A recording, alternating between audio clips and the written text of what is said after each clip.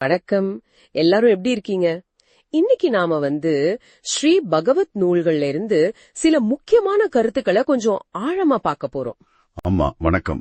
இந்த குறிப்புகள் குறிப்பா நீங்க பகிர்ந்துகிட்ட அந்த ஸ்ரீ பகவத் நூல்களில் கண்டெடுத்த முத்துக்கள் தொகுப்பு உண்மையிலே பல ஆழமான விஷயங்களை தொடுது.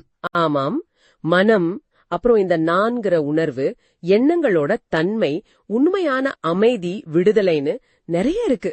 சரி, நம்ம நோக்கம் இதுல இருந்து முக்கியமான சில புரிதல்களை உங்களுக்கு கேட்டுக்கிட்டு இருக்கிற உங்களுக்கு கொண்டு சேர்க்கிறது தான். கரெக்ட். சரி, எங்க ஆரம்பிக்கலாம்? அந்த குறிப்புகள்ல ஒன்னு சொல்லுது, மனம்ங்கிறது வெறும் எண்ணங்களோட ஒரு தொகுப்பு தான். இதுவே ஒரு மாதிரி இன்ட்ரெஸ்டிங்கா இருக்குல்ல? நிச்சயமா, அது ரொம்ப அடிப்படையான புள்ளி. அதாவது நாம மனம்னு தனியா ஒரு பொருள் இருக்குன்னு நினைக்கிறோம், ஆனா அது அப்படி இல்ல. இல்லையா? அது தொடர்ந்து ஓடிக்கிட்டே இருக்கிற எண்ணங்களோட ஒரு ஓட்டம். அந்த அவ்வளவுதான். இத முதல்ல புரிஞ்சுக்கிட்டாலே ஒரு பெரிய தெளிவு கிடைக்கும். ஓகே, இந்த எண்ணங்களோட ஓட்டத்தை பத்தி பேசும்போது ரெண்டு விதமான மனநிலைய பத்தி குறிப்புகள்ல இருக்கு. ஒன்னு ஃபங்க்ஷனல் மைண்ட், பயனுள்ள மனம். ஆமா, அது நம்ம அன்றாட வேலைகளுக்கு ஒரு விஷயத்தை செய்யறதுக்கு, திட்டமிடுறதுக்கு, இதுக்கெல்லாம் தேவைப்படுற மனம். அது இல்லாம ஒண்ணும் பண்ண முடியாது. சரி, ஆனா இன்னொன்னு இருக்கு, ஃபைட்டிங் மைண்ட், சண்டையிடும் மனம்னு. அதேதான், இதுதான் பிரச்சனையே. நிறைய நேரம் நம்மள போட்டு குழப்புறது, கஷ்டப்படுத்துறது எல்லாமே இந்த மனநிலை தான். உள்ளுக்குள்ளேயே ஒரு போராட்டம் நடக்கும் பாருங்க. ஆமா, அந்த நிலைதான் துன்பத்துக்கு காரணமா? பெரும்பாலும் அப்படிதான். இங்க கவனிக்க வேண்டியது என்னன்னா, இந்த எண்ணங்கள் எங்கிருந்து வருது, ஏன் அது இப்படி சண்டையிடுற மனமா மாறுது, இத கவனிக்க ஆரம்பிக்கிறது ரொம்ப முக்கியம். அப்போ பிரச்சனை எண்ணங்கள்ல இல்ல, அந்த எண்ணங்களோட நாம எப்படி இன்டராக்ட் பண்றோம், அந்த ஃபைட்டிங் மோட்ல இருக்கிறதுலதான் பிரச்சனை. அப்படி சொல்ல வராங்களா? மிகச் சரியா சொன்னீங்க. எக்ஸாக்ட்லி. எண்ணங்கள் பாட்டுக்கு வரும் போகும். நாம அதோட ஒட்டிக்கும் போது, அதை எதிர்த்து போராடும் போதுதான் சிக்கல். சரி, இப்போ அடுத்த கேள்விக்கு வருவோம். சொல்லுங்க. இந்த எல்லா எண்ணங்களுக்கும் எல்லா உணர்வுகளுக்கும் பின்னால ஒரு நான் இருக்கிற மாதிரி ஒரு ஃபீலிங் இருக்கே. ஆமா, அந்த நான் உணர்வு. அது இல்லாம எதுவுமே இல்லையே. நான் பாக்குறேன், நான் உணர்கிறேன், நான் நினைக்கிறேன், எல்லாத்துலயும் இந்த நான் இருக்கே.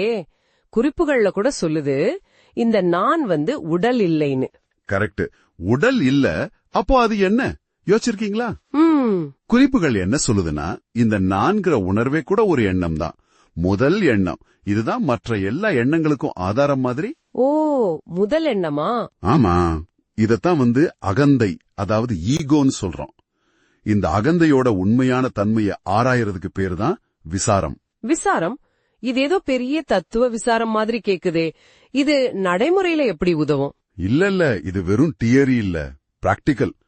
நான் யார், இந்த கேள்வியை உள்ளுக்குள்ள கேட்டு அந்த நான் சொல்ற உணர்வு எங்கிருந்து கிளம்புதுன்னு தேடுறது.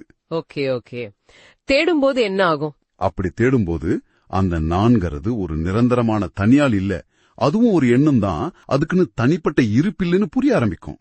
அனுபவத்துல தெரிய வரும். அப்ப அகந்தையிலிருந்து விடுபடுறதுனா? ஆமா, இந்த அகந்தையோட பிடியிலிருந்து வெளியே வர்றதுதான் உண்மையான விடுதலை, லிபரேஷன் குறிப்புகள் சொல்லுது. அது ஒரு நேரடி அனுபவம். ரொம்ப இன்ட்ரெஸ்டிங். சரி, அப்போ அகந்தை ஒரு பிடிப்புன்னா நம்மோட உண்மையான நிலை, இயல்பான நிலை என்ன? குறிப்புகள்ல இன்னசென்ட் ஸ்டேட்னு ஒரு வார்த்தை வருது, களங்கமற்ற நிலை. ஆமா, அது ரொம்ப அழகான ஒரு கருத்து. இன்னசென்ட் ஸ்டேட், அது இந்த நான்கிற அகந்த எண்ணம் உருவாகிறதுக்கு முன்னாடி இருக்கிற நிலை, அல்லது அதை கடந்த நிலை. குழந்தைகள் கிட்ட பாக்குற மாதிரி ஒரு இயல்பா? கிட்டத்தட்ட அப்படி சொல்லலாம். ஒரு திறந்த மனநிலை.